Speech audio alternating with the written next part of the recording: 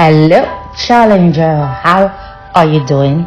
Bienvenue dans ce podcast de motivation, d'encouragement, de challenge. Votre podcast de ce jour inspiré du Dr Mensa Otabil.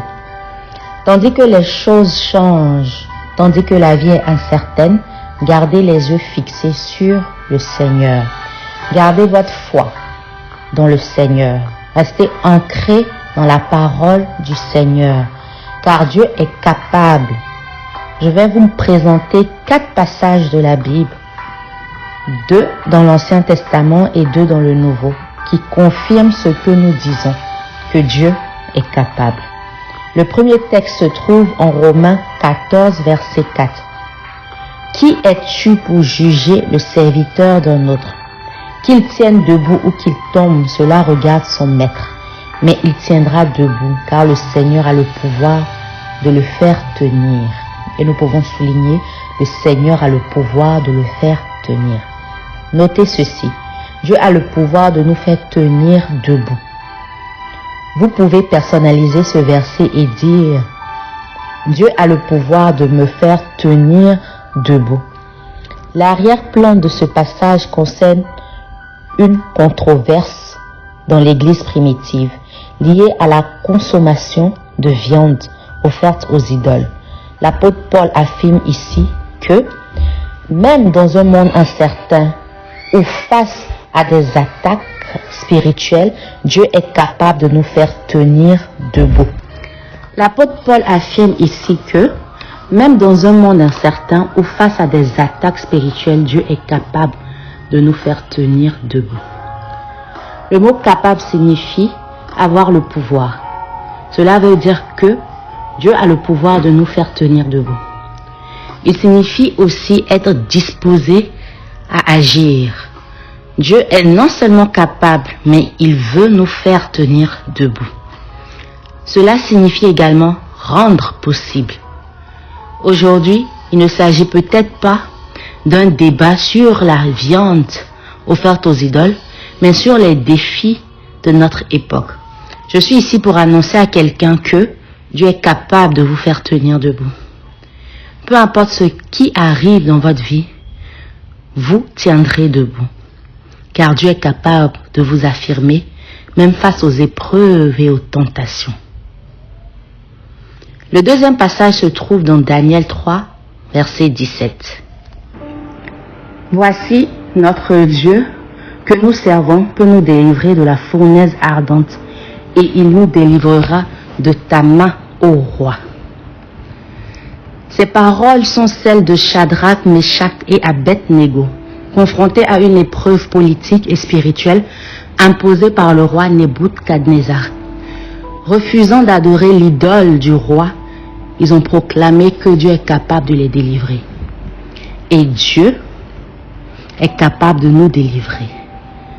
Quelles que soient les attaques ou les conspirations contre nous, Dieu est capable de nous délivrer.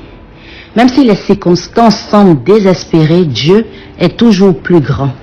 Ne craignez pas, car Dieu est capable de vous délivrer. Est-ce que vous pouvez dire en commentaire, Dieu est capable de me délivrer, de me libérer. Dieu est capable d'agir. Le troisième passage se trouve dans 2 Chroniques 25, verset 9. L'homme de Dieu répondit, l'Éternel peut te donner bien plus que cela.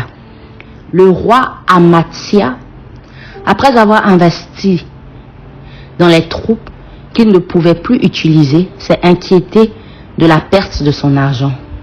Mais le prophète lui a assuré que Dieu peut faire bien plus que compenser cette perte. Et je veux dire à quelqu'un que Dieu peut faire bien plus que compenser tout ce que tu as perdu. À l'image de Job. Si vous avez perdu quelque chose, de l'argent, une opportunité ou une relation, souvenez-vous que Dieu est capable de faire bien plus. Ne restez pas bloqué sur vos pertes ou vos échecs. Avancez, car Dieu peut faire infiniment plus que tout ce que nous avons perdu. Enfin, dans Matthieu 9, versets 27 à 29, Jésus demande à 2 aveugles, « Croyez-vous que je puisse faire cela ?» Il répondit, « Oui, Seigneur. » Alors Jésus déclare qu'il vous soit fait selon votre foi. Cette question vous est posée aujourd'hui. Croyez-vous que Dieu est capable? Croyez-vous qu'il peut vous affermir, vous délivrer et faire infiniment plus que ce que vous pouvez imaginer? Si vous le croyez, ne laissez plus le passé vous retenir. Agissez avec foi, car selon votre foi, il vous sera fait. Que Dieu nous bénisse pour cette parole. Challenger, Dieu est capable. Il est capable d'agir au-delà de ce que nous pouvons penser ou imaginer. Il est capable d'agir selon notre foi. Il est capable de nous sauver, de nous délivrer, de venir à notre rescousse. Il est capable de panser nos plaies. Il est capable de nous délivrer de cette adversité. Il est capable de venir jusqu'à notre niveau, nous secourir. De quoi est-ce que nous craignons? Nous devons placer notre foi, notre confiance en lui seul. Comme le peuple d'Israël qui se faisait mordre par des serpents, Dieu a demandé à Moïse, après leur prière, de fabriquer un serpent d'airain et de le placer sur une perche.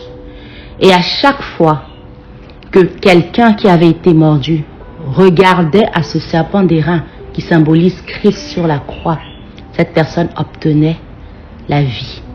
Cette personne avait la vie sauve.